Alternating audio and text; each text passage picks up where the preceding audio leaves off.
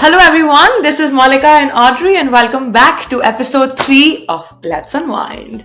3 episodes, it's been very fun shooting them all so far. I know, we've had a numerous amount. We have about today's our third episode, so hence our third guest. And I think from the past two, we've just been absolutely amazed by everything that we've learned from, the guests we've brought onto our podcast so far. And hopefully there's definitely more to come.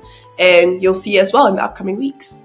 Yes, and on that note, let's introduce our third guest for this season 2. I feel so happy to bring this person on here. I met him in 2019, so it's been a long time. One of my dearest friends from Hult Prize, from the entrepreneurship community. He's someone who we regard as like the greatest communication speaker from our time at the accelerator, somebody who speaks and like we actually are engrossed in that story, whatever he says. He has been in communication for a very long time, been teaching young kids how to debate, how to talk and improve their public speaking. But he has also built a very successful business over the last 4 to 5 years. It's called Safewheel.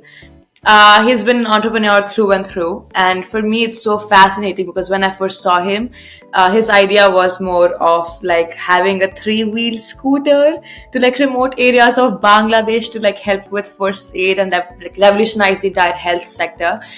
Today it's completely different, but I will let him share his own story with you all today. So please welcome Rafiq Islam to Let's Unwind. Hi Rafiq, welcome to the podcast. How are you? Good, very good. Thank you so much for a wonderful introduction, Malika and Audrey.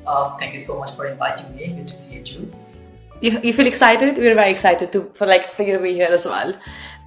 So Rafiq, we started the introduction with you being an entrepreneur, and that's basically how we met as well with our different startups at one point. And yeah, I think just want to start with a bit of your background. What do you do, and like just tell everyone more about your current day-to-day, essentially. Right, so I am I'm the co-founder and CEO of Safewheel. Safewheel is an online pharmacy in Bangladesh selling medicines, healthcare essentials, lab tests, with the goal of becoming everything healthcare in Bangladesh. So we see that people in Bangladesh, when buying medicines or visiting a doctor or booking a lab test, they have to go different places physically, and we thought we can bring this entire ecosystem online in the phone, so that my mom, who is living in a village, from her to my colleague, who is probably very busy with her work, both of these two persons can have their healthcare at their fingertips. From medicines to seeing a doctor to booking a lab test. Yeah. Everything in one place. That's Safewheel app. So that is the business that we are in right now. We are backed by some wonderful partners from around the world. These include some angel investors, some venture capital funds, and I'm very glad to be working with them, and I'm very grateful for the support they have been providing us since the inception. However, this business today was not the same when we started, Malika, the one that you mentioned. Initially, we started as a 3-wheel ambulance providing services in Bangladesh. The reason was very simple. The roads in Bangladesh were very narrow, particularly in the village area, and the ambulance was big. So these conventional ambulance, they cannot reach these narrow village roads. So we thought this tuk-tuk like rickshaw or CNG auto rickshaw, these are 3-wheel vehicle, runs on gasoline fuel. And we thought, why not just transform these guys into ambulance and employ some local people, give them some training, and it's of its own. So it was a successful model. It was a good business. I would not say it was a huge business. It was a good business. And then after a couple of years of trying that, we thought we would pivot to this new thing that we are doing. the previous project that was handed over to some third party who are operating or who were operating at that time. So that's about the company. And for an entrepreneur, his background is his company. So No, but of course, like you say, your background is your company, right? But what about you? You know, how did you start? So, you know, from school, is that, you know, was starting a business all you ever wanted to do? Was there ever something else? And how do you even come to starting your own business in the first place? So my father has a great impact on the way I think, on the way I communicate, on my ambition. So the best engineering school in Bangladesh is called BUET. That's Bangladesh University of Engineering and Technology, BUET. It's like IIT in India. A large number of people, they go for admission test. Best of the best people get selected and they study engineering. Usually, people when they are in their 11th grade or 12th grade, they get to know about this name and then they start preparing for this. In my case, however, I got to know about this institution when I was in grade 2. My father, he used to bring me a copy to do my maths and other things, and in that paper or in that notepad, he would write Muhammad Rafiq Islam, Bangladesh University of Engineering and Technology, the institution name of that. So I was 5 to 7 years old. I was in grade 2, and in my notepad, Rafiq Islam is the name of the student, and institution name was Bangladesh University of Engineering and Technology. So that's how this inspiration started among many others. Once I grew up, grade 7, 8, I always wanted to be that engineer. Not because my father pushed me, but because I got to know, okay, if I can become an engineer, I can change the world, I can build things that benefit other people. At that point, I met a couple of friends of mine. We were in a dormitory school, and I found out that those other guys, they also wanted to be an entrepreneur, or at least we think alike, we are very good friends. So from that hostel, we had this pact that once we graduate or once we grow up, we will be an entrepreneur. And then I went back to my father and I said, Abu, you want me to be an engineer?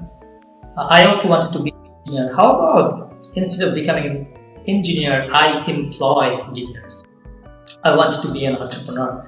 He's happy as always, supported me. Then I thought, okay, I will still be an engineer. I don't know what engineer I would be, but I will still be an engineer and I will start a business right after college.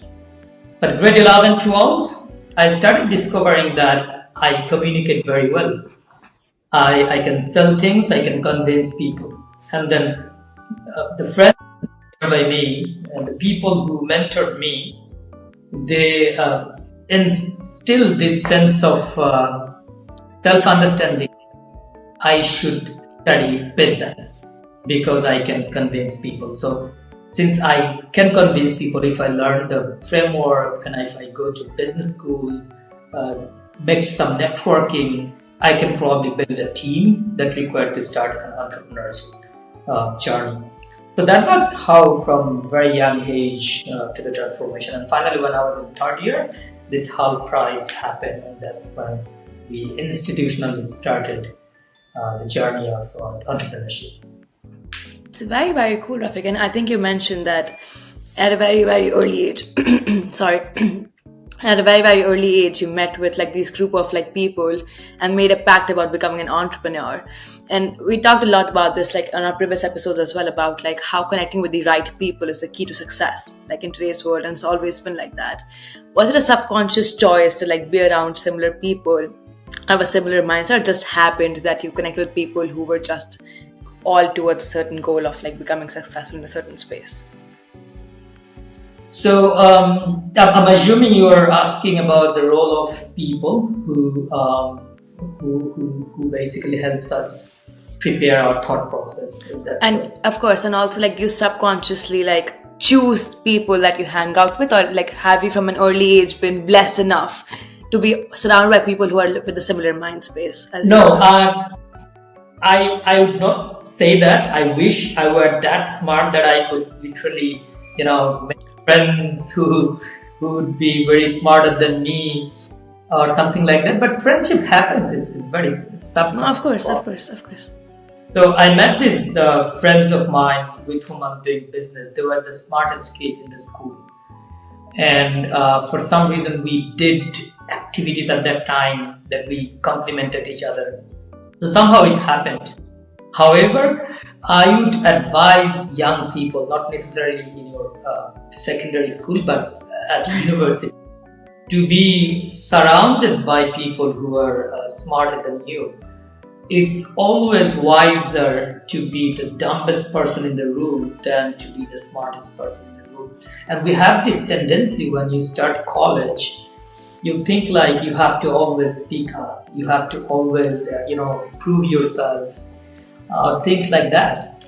And that sense of pride in us is something that you enjoy at that age. But once you grow up, after university, you feel like, oh shit, I wish I could be the dumbest person in the room.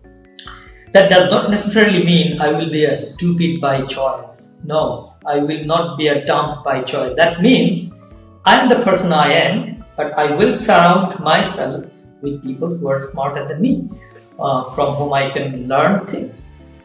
So, for example, in university first year, second year, third year, I met a lot of people. But in third year, I went to this hall prize where I met Malika and many other friends from around the world.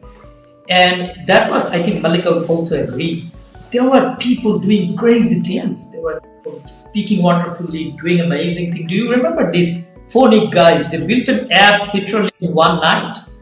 There are like crazy things that happens to your surrounding when you surround yourself with people who are smarter than you. So I definitely wish I could expand my network and surrounding beyond my school.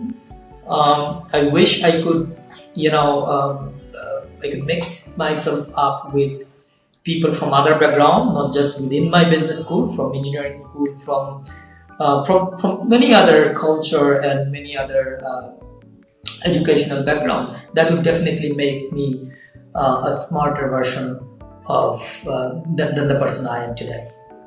Right.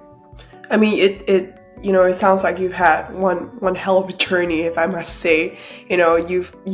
You grew up with really big inspiration from your parents, with your dad, and then, you surround yourself, you know who to surround yourself with, and that has made you the person you want to become. But of course, we're all still growing as well. We still want to involve ourselves with smarter people in the room every single day. I mean, this question goes out to you as a person. I think, like, you've built your business now, and has there been any critical moments where you thought you felt like you failed, or it's challenged you? Because I understood that there's a lot of pivots in your business as well, and I think for a business to grow, it needs to make pivots, right? What are some of the moments where you failed, or you faced like critical setbacks, and how do you overcome them? What was the journey like that? So while I answer that, I also want to add something on my previous point, which is surrounded by people who are smarter than me. It's also, by the way, very important to find mentor from a very early stage, because I got these friends, but these friends are not necessarily the one who inspired me. There were people who are like 2 class senior to me or 3 grades senior to me. And they would come to me and ask, and they would give us a book and would say, "Hey kid, if you read this book, I'll reward you with something. You can go to this place." So, when you are surrounded with just by your friends, you are just doing fun and enjoying the time. But when you meet with some mentor, I didn't know the term mentor back then. These were just some university, some school senior brothers. They would come and inspire us. So it's also very important to find someone you can look up to find someone who can advise you. That's one. Coming to your point, which was about the challenge, do I face or not? I think it is very challenging. Um, you know, from a very personal point of view, I've seen my friends very stressed about their relationship, about their romantic relationship, right? And like sometimes it's a matter of joke. People joke around, or people de-stress themselves by saying, "Okay, romantic relationship means a lot of stress around it." In my case, it's probably because I'm very blessed with a wonderful wife. In my case, more of my stress after I started Safewheel was about this thing called Safewheel. It was not about my romantic relationship, my family relationship, or nothing. I'm telling this to emphasize how stressful it is to run a business. When I was a 3-person team with Safewheel, I was equally stressed. Now when I have like 30 to 35 plus people working in the entire company, the stress is like similar. So the challenge, many times I have thought, okay, did I choose the wrong thing? Should I stop? There were times we faced litigation issue. There were times we faced we were planning a strategy, competitor launched that. There were times a team member would be upset and would say that he would leave the company. There were times that an employee, a good performing employee, would negotiate something where we are not finding a common ground. So it's a lot of stress. It's like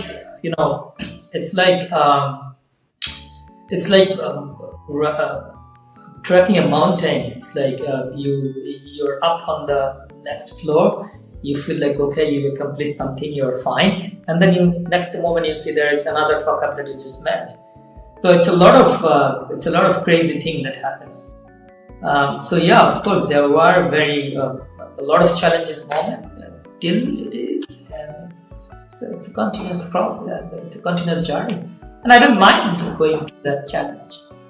But was there any point that point where you just had to reevaluate anything or everything? Was there that one point, maybe a turning point, or was it just problem after problem after problem, but a consecutive amount of problems? Or was there ever one point where you're this could be the end, but you decide to push through it anyway?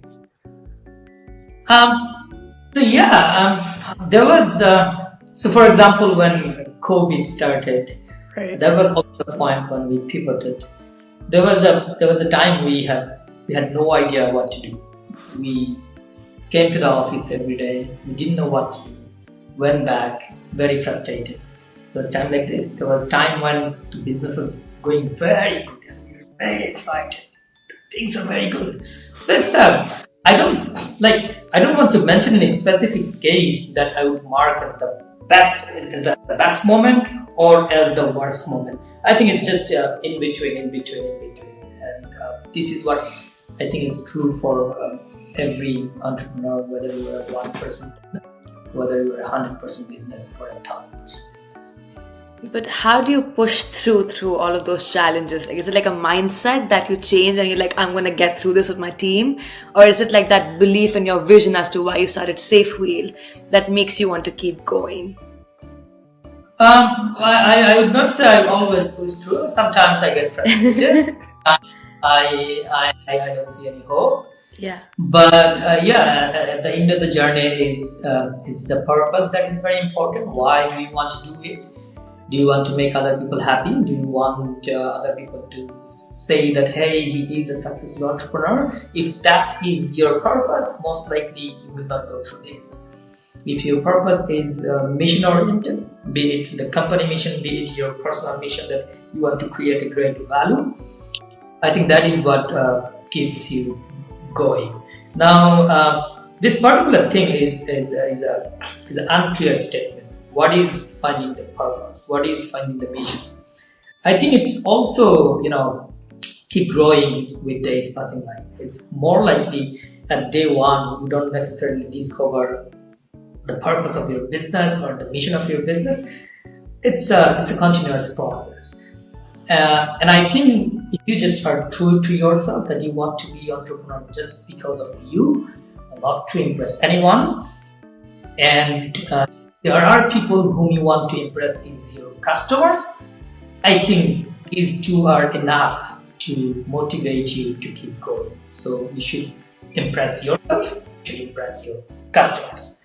If you can do this, your employees will be impressed, your investors will be impressed, and a lot of other people will be impressed. This might sound as like a very direct question, but I just want to ask, maybe, for every entrepreneur, I think they could have it once in their lifetime. Have you ever been broke before? Like just completely nothing, like you spend all your life savings on starting the business, or you spent it, growing it? The problem with entrepreneurship is, especially if you're a founder, you always tend to keep yourself the last. So ideally, since COVID happened, a lot of things happened. So we have to make financial adjustment, right? Time to time. Like I have money to run for 24 months. My financial plan will be this. I have money to run 12 months. My financial plan will be another thing, right? So in every step, you have to renegotiate the budget. Now, let's say if I hired this person A, and if I pay him XYZ amount, it's very difficult to go to that person and tell, hey, from now your salary is half. While you have to do that for the bigger purpose, sometimes you just give up and you just deduct your salary. So many times it happened that I took salary, I don't mention because of the privacy, but I took salary of a labor class employees. There were time like that. And I not necessarily advise this to other entrepreneurs. I think it's very important to be at least comfortable by what you are. But to my case, I just couldn't. So yeah, to answer your question, there were time when I was broke. But for me, this business is a point of happiness, is a point of making a lot of people involved with this thing, is creating values for a lot of people. And I just want to, I just become happy seeing these things. I just want this thing to be very massive. Every household in Bangladesh should use our app in their healthcare journey, so that I can just see and feel, wow, this is amazing. I think at that point, money is a byproduct. If money was the primary, I think that situation I told you would have been difficult to reach. So all the great business you see, that was about picking a problem that is huge, solving and designing the right solution to that. And a lot of people would jump using it as a product. And at the end of the day, everyone is benefited. Customers get better value, employees get good values, monies. You as an entrepreneur earn money, and you can also return to your investors. So, yeah. Wow, it's been a journey. I mean, I've heard, I've met entrepreneurs, right? And I've met different kinds of entrepreneurs. Some would recommend that no matter what, always pay yourself first. That's the most important. That is important, by the way. That is important. Yeah. But also at the same time, like for example, you're more focused on, surrounding yourself with, making sure your team also comes first, alongside of you. You make sure you don't neglect your team. And I think that's also very important in when you're working a business, when you're growing a business, the team and who supports you within that growth is also very important. Yeah.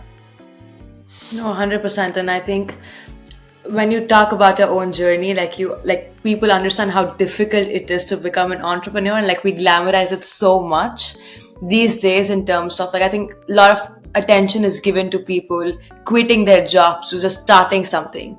And I think it's more about just starting something. But I think you just talked a lot more about, like, it depends on your purpose and your vision and why you want to become an entrepreneur. And I think a lot of people nowadays are forgetting that bit and just want that for that CEO title on their LinkedIn profiles, on their Instagram pages. I just want to understand your take on it, because you've been doing this for quite a long time.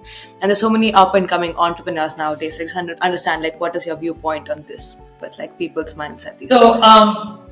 I personally think there should be a lot of young people starting their startup. You see, why Silicon Valley has become Silicon Valley? Because there was big companies, people would go there, train themselves, start another company, and this company would be big, and the next generation of young students would come here, train themselves, and they also become smarter, and they start another company. This is not something that I thought. I was listening to a podcast earlier today, and I heard one of the leading investors of Silicon Valley explaining this, and I absolutely agree with this. I think when more and more young people start business, it becomes an ecosystem, and I don't mind if it's a style to be an entrepreneur, because remember, there was a time when if people wanted to become an entrepreneur, they could not be, because their mom and dad and family member would say, no, you have to be a doctor, you have to be an engineer, right? So I think the more business has been started, the more startups are there, economic growth, because every startup are solving case-specific problems, and these problems the solution benefits the society everywhere. So my take is, of course, people should start business. My next question would be, of course, the intention is very simple. You can lie to the world. You can show off to the entire world, but just be honest to yourself. That's it. Because if you from your heart do not accept the reality of entrepreneurship, if you're not honest to yourself, I think very less likely you're going towards success. So I would advise to these young people, if you really want to be an entrepreneur, you should definitely start, not to impress others, just to learn or to solve the problem. And I think you should start as early as possible. This is another learning that I've got. Again, entrepreneurship should not be recommended to everyone, but in the meantime, I think a lot of people should start business. The people who are motivated internally, and then these people, they should start as early as possible. Because now I am married, I have a family to take care, I have my mom and dad whom I need to take care. And now if I want to pay myself, I cannot necessarily, I have to think. I have to go back to my home every night. But when I was younger, when I was in my university, I could just spend nights after nights solving a specific problem. So I wish I started Safewheel or any other business at even a younger age. But if you said, right, that you would you encourage people to start businesses. Yes. How? And where do they start? Exactly. I think for me, like, I have loved the idea of entrepreneurship since I can remember. And for me, my biggest problem, I think one advice I have gotten is that you should look at your everyday life and see what problems you face, and then see if you can solve each one of them, or any one of them, and start that company. I want to understand from you, because you talked a lot about starting it early. Where does one start? How do they understand which industry they want to get into? Or how, anything, what's the first step towards it? I think the biggest mistake I did was waiting for a massive idea to come through. For a massive moment to come in my mind, and then only I would start. I think there is no right time to start entrepreneurship. The right time is the time just now, because you see, nowadays building a company has become very easy. Yeah. In earlier days, if you wanted to start a company, you needed a lawyer, you needed a team, you needed a space and an office. But now, testing a specific hypothesis, let's say if you have an idea, testing this idea is very simple. You can build a website a couple of $100. You can just train yourself how to code a couple of months, and you can at least build the very minimum version. Or if you partner up with the engineer next to you, or if you're an engineer, if you partner up with the business person next to you in your college, you can always test this thing. So the perfect example to start is last year, around mid last year, I was visiting Singapore, and then I have came across That's where this. I'm from. She's from Singapore, by the way. And Safewheel is incorporated in Singapore. Okay. Wait, but so you, how long do you spend in? I mean, this is just This is really off topic. I mean, I have to at least a couple of times a year. I have to visit. And every time I spend around 3 to 4 days or 5 days. I cannot afford to spend much more time there.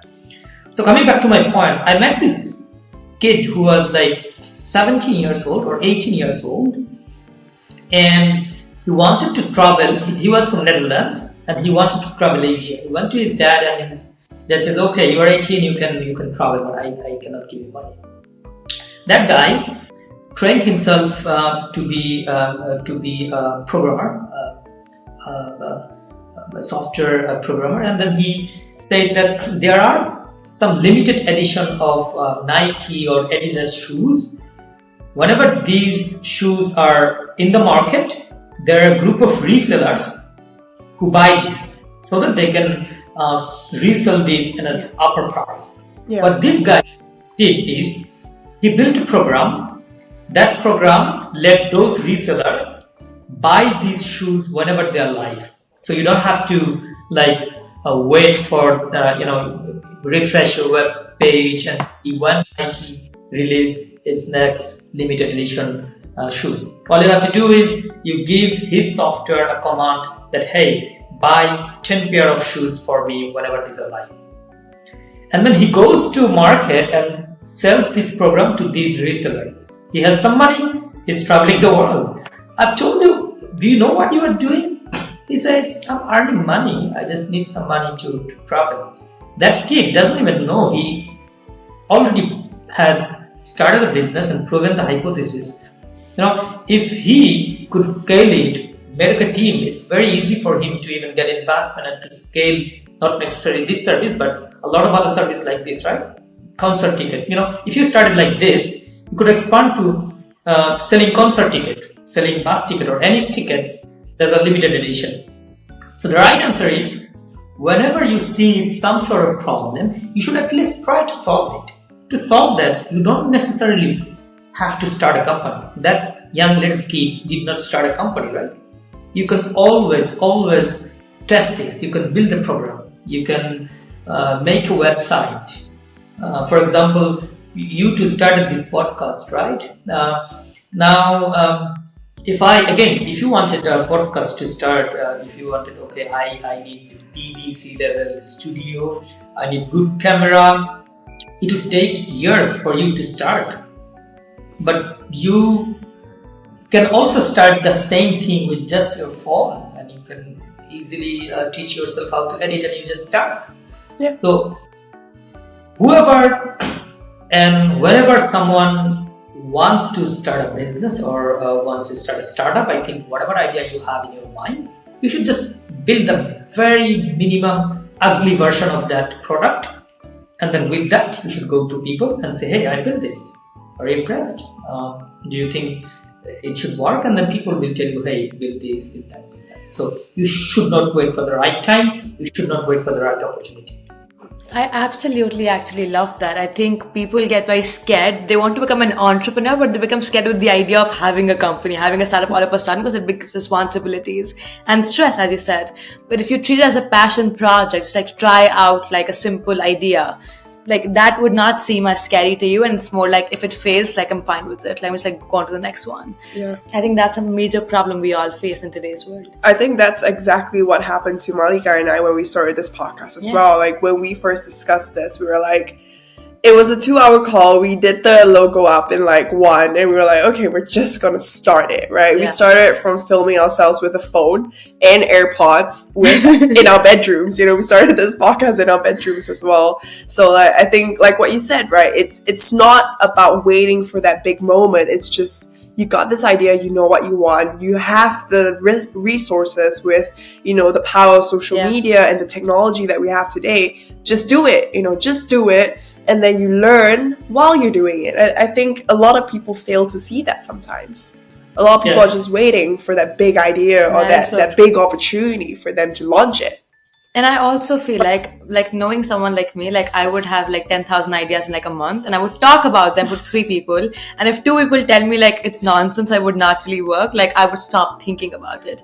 I think that's a problem with a lot of young people today as well. Like that they discuss it with 3 people and they're like, okay, like it's not going to work. But they don't try and test it to like get the rest of the opinion. I think, what do you think, Rafiq, on this? I absolutely agree. This particular advice of mine was especially for young people. Especially for young people. Because because this idea is a very simple idea. If you go to and talk to your parents and other people, they would always tell you, by the way, you should definitely talk to other people, but they would always, don't start that, you have school, you have that. Instead, you might just try building that thing.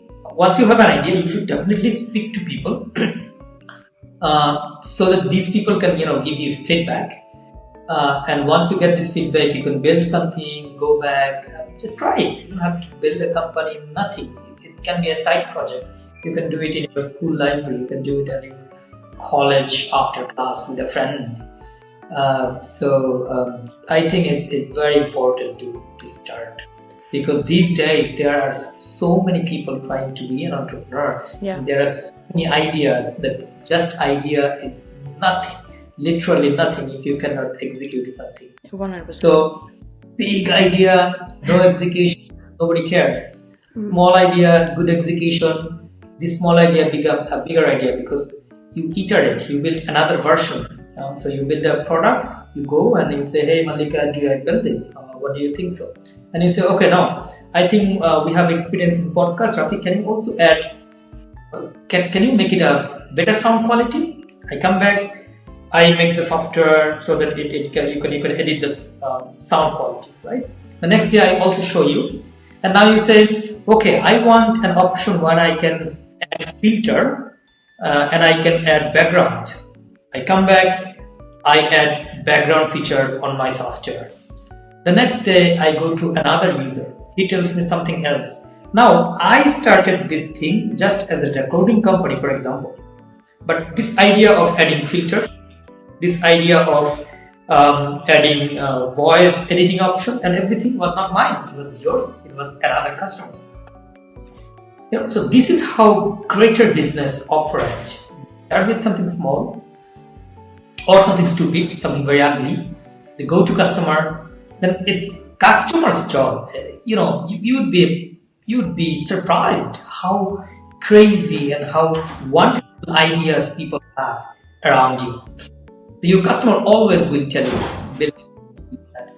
You build it and it becomes an amazing thing as a whole. But Rafiq, I've got a question to ask as well, and this goes out to the entrepreneurs that are in the making as well, right? I mean, you've been in the VC space for quite a while. You have achieved, and attained investors in your company. And, for aspiring entrepreneurs who want to start on that program, right? Like on their own journey as well in their business, would you recommend that, they get investors in, or should they recycle their own income into the business and reinvest it and, devoid themselves of investors for a while? Like what kind of journey would you recommend, and also at the same time, if, for those who don't really know the VC space that well, like what kind of resources would you recommend for them to start learning about it? Like how to get investors, where to find these investors, etc. Understand the market, fundraising, all of the good stuff. Exactly. So there are 2 aspects of the first part of the question, which is, should you get investors in, or should you make money out of your business and reinvest, or should you make money out of your business and you should buy grocery out of it? So I think it depends. There is no specific answers to that. You see, economy, how economy works, or how this entire business thing works. There are tens of thousands of businesses who are bootstrapping. This means they are reinvesting the money earned from their business, and they are going fine, amazing. There are multi-million-dollar company. There are giant company successful like this. On the other hand, there are companies who are investor dependent. They go and ask the investor, I have this hypothesis, give me money, I can make this idea to this. So they grow, they again go to investor, bring money. So I would not recommend any specific thing here. I don't want to influence young kids' decision of doing this. I think it depends on the type of business you start. A good rule of thumb is, if your business is something that you want to scale, that you want to make it massive very short time, I think money is very important, because what happens is, if you have a unique problem, if you're solving a unique problem, let's say, your time is like the most important thing. Yeah. Why? Because let's say Audrey and Malika, they start a specific business. They start a software company, or no software. Let's say they start an app, right? And that is a very unique idea, from solving a real problem.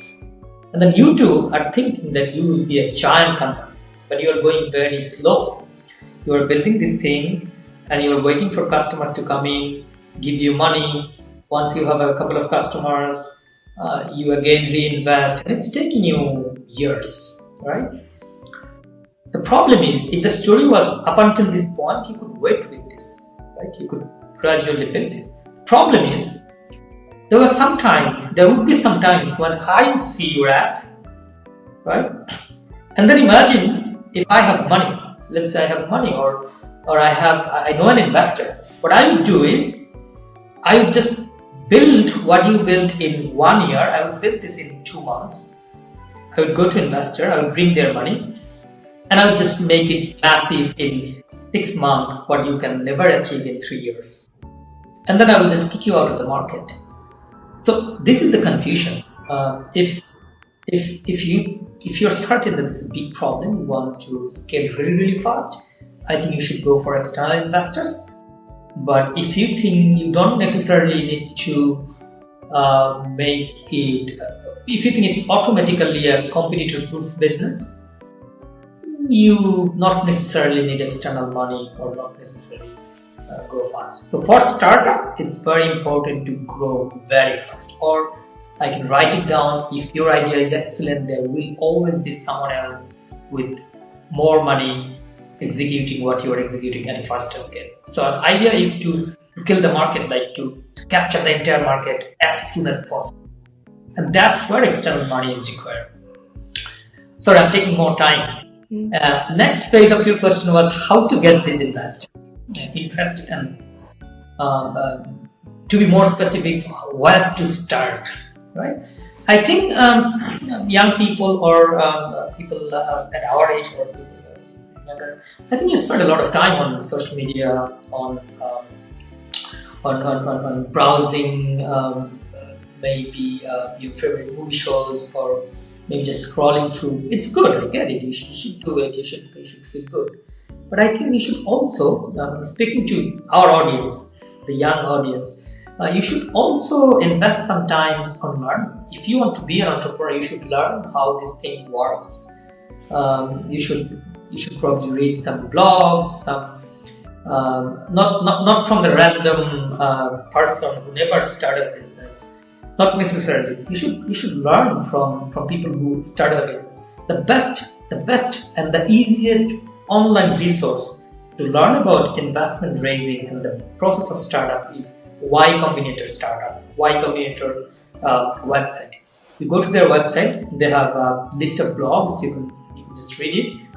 You go to their website, YouTube channel, you'll see a lot of podcasts. And I think it's always better to learn about entrepreneurship from the founder of Airbnb than probably learning it from me. So if you have 10 minutes and you can watch a video of the founder of Airbnb talking about investment raising and starting a business versus Rafiq Islam saying that you should always choose the other option. Jokes apart, you should really just invest some time in learning it. So Y Combinator is a great resource, and I don't think anything else is necessary. Just you can start with Y Combinator. You will exactly know what is a startup, how to start one, how to find your co-founder, what is a product market fit, how to go to investors. Everything is very clear. If someone just come to me and say, Rafiq, how can I learn about this?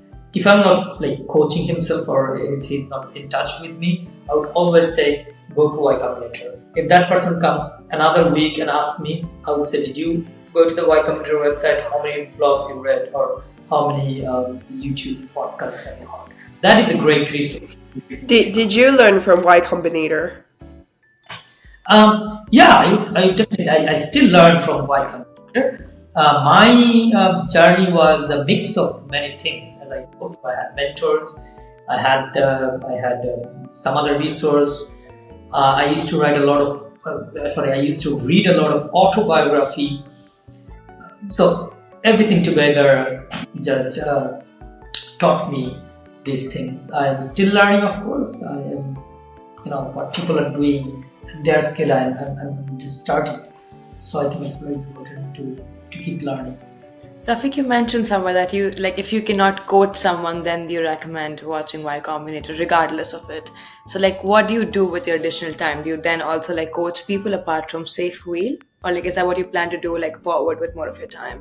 You see, when a founder start working in a company, I don't know what he wants initially, but there was a time that he always want to be. This is an addiction, It's always fun to see people or to see yourself building something.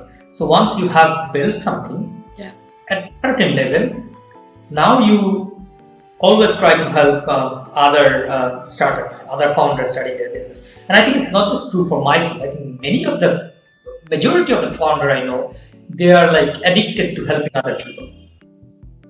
Sometimes even for free, sometimes for money. I don't think anyone charges for that.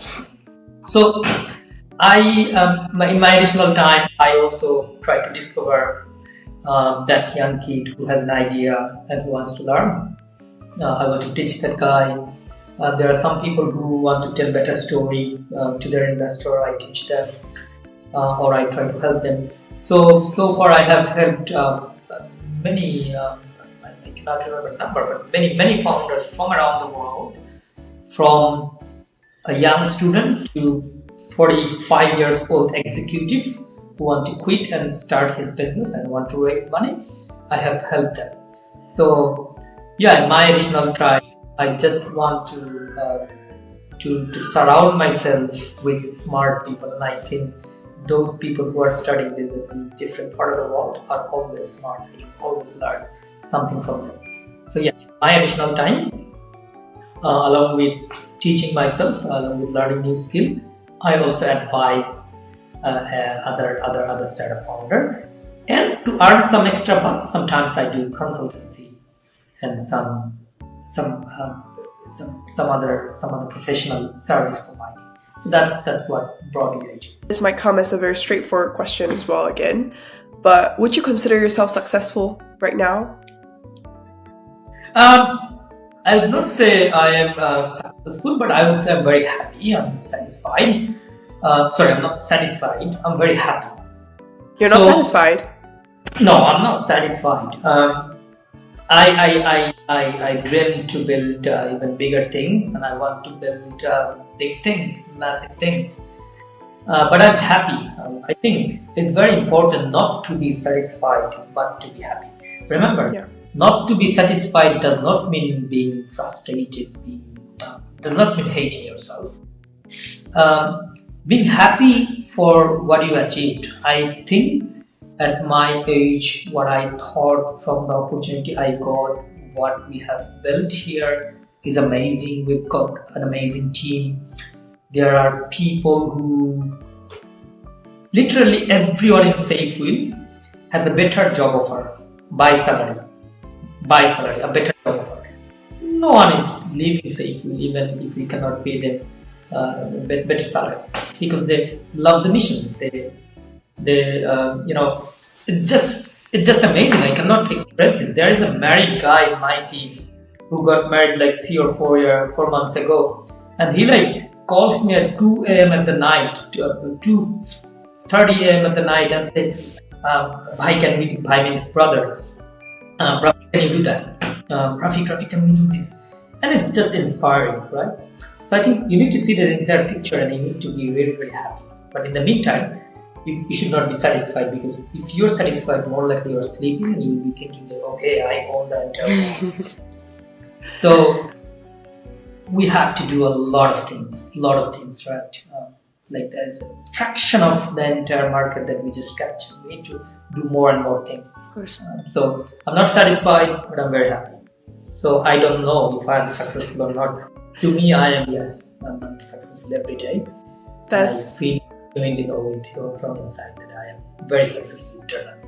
Yeah, that is amazing. I mean, like, at the end of the day, it's the inside, right? Like, as long as you feel happy and, like, all of us, it's an ever-growing journey, right? I don't think anyone can proudly say, like, okay, I've grown my business enough and that's it. I think for entrepreneurs like you who are passionate about what they build, like, you just want to see it grow more every single day, regardless of how big it goes, right? I think, we've chatted a lot about your journey, about, your challenges and the setbacks you faced in entrepreneurship, and also like, what kind of tips that you will give to aspiring entrepreneurs. And we're almost closing to the end of our podcast now, today's episode. So I just want to leave you with one last question as well from the both of us. And that's it.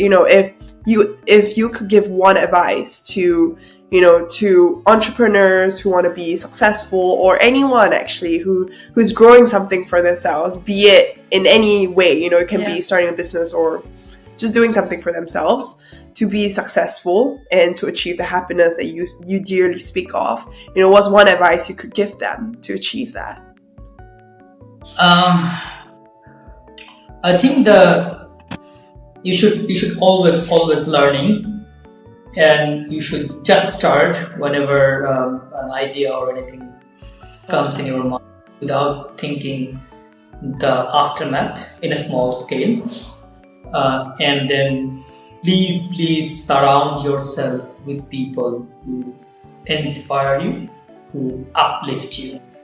So, for example, with my friends, I have a lot of disagreement, but I have these very two important friends in my life.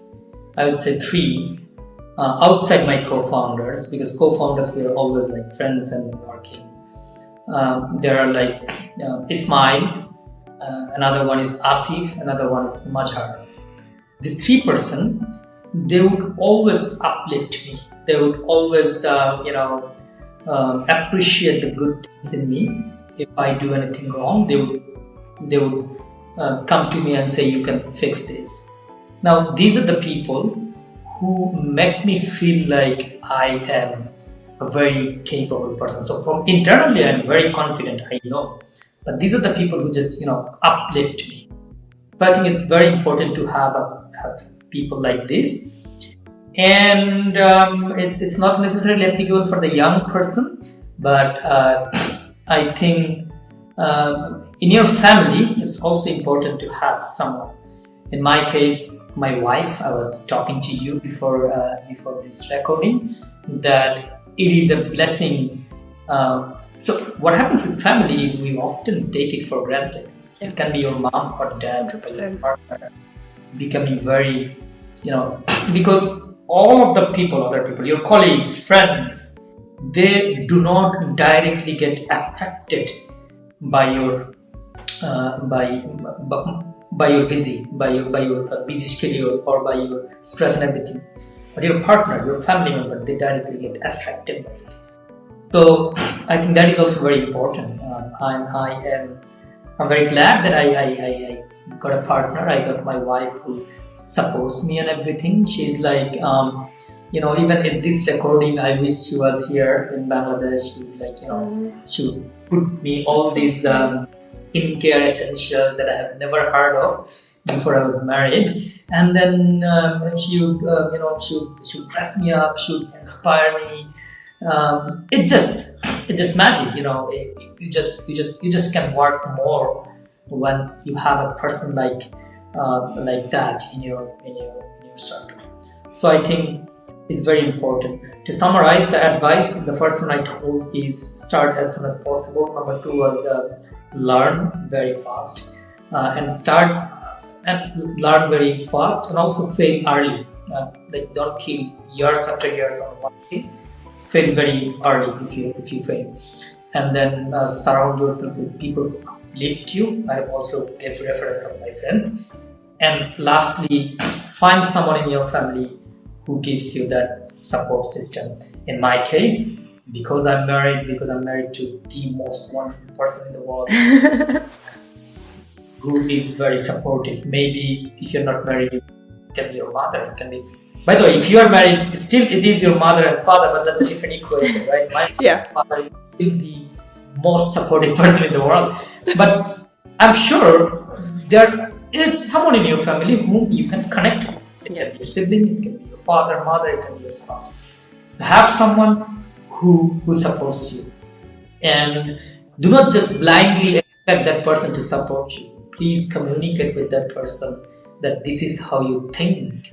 Because as an entrepreneur, you also have to convince a lot of people. So start convincing your family. Once you can convince your mom, dad, I bet that person would be the best support system of your life. And you're more likely to take it for granted. You take it. And that's it. Thank you for No, I love that actually. I think right now, especially young kids like us, we just get so busy in this hustle culture that we've created amongst ourselves and around ourselves, that we do not really think about things like family and relationships and do not give them time. But I genuinely feel if one part of your body is satisfied, which is your relationships with, you can put it all to your work. A lot of people do not understand that, and that's why they get burnt out so much more often. But once you have someone to have you calm down, vent out your feelings, and just be I'm here no matter what happens, you just feel good about the entire situation. So I think that's great advice, and I think a lot of us should follow it. But that is the very, very end of this podcast. Audrey and I have had a lovely, lovely time chatting with you, Rafiq. It's so good to see you again after such a long time as well. So thank you so much for your time. It is very, very late in Bangladesh right now, and he's been up for this podcast. So we really, really, really appreciate this. So thank you so much. I think Audrey can also attest to this. I've always known this. When you speak about your passion for what you do, it's so visibly evident. And when you talk as well, we can feel the passion towards revolutionizing the healthcare industry in Bangladesh from your words and from how you say about it and talk about it. So I'm just very, very grateful that the people like you who are just so passionate about something and they found their calling and have given such sound advice to everyone else to find their calling in this world and basically just go for it in today's world. So thank you so much, Rafiq. Really, really appreciate you. We will put all of Rafiq's credentials down below, so if you want to check him out and if you want to find out more about him, or Rafiq, if you're open for connections with aspiring entrepreneurs to learn more about what you do, we'll put all your credentials below and you can check him out as well for yourself. And check Safewheel out as well if you want some inspiration for the company. I'm very responsive to even strangers emailing me or contacting me. So any help is of course I'll do that. And comment, subscribe. Little thumbs up. Comment, subscribe to just simply about things that you want to find out more about, if it's to Rafiq or to us, and then we can answer some of your questions. Comment down below. Don't forget to like and subscribe to the podcast. But you guys, this was episode 3. season 2. It has been a blast so far. We cannot wait for what's next. We're very, very excited ourselves. And we hope you're excited for what's next on Let's Unwind. So please stay tuned. But thank you so much for watching it till the very, very end. We appreciate each and every one of you. And yeah, today we unwinded a lot about entrepreneurship and just being inspired by somebody's journey. And we'll see you next time with something even more better. exciting. Yeah, we'll see you next week. But till then, subscribe, take care, and we'll see you next time. Bye. Much love. Bye.